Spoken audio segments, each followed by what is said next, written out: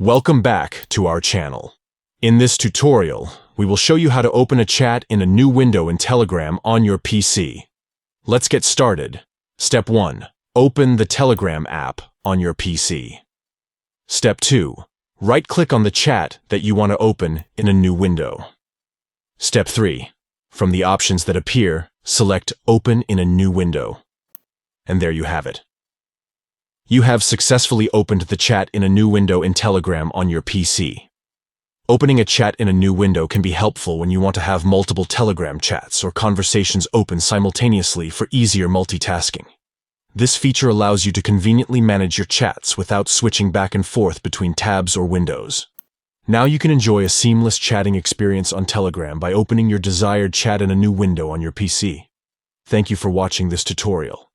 If you found it helpful, don't forget to subscribe to our channel for more insightful tutorials and tips.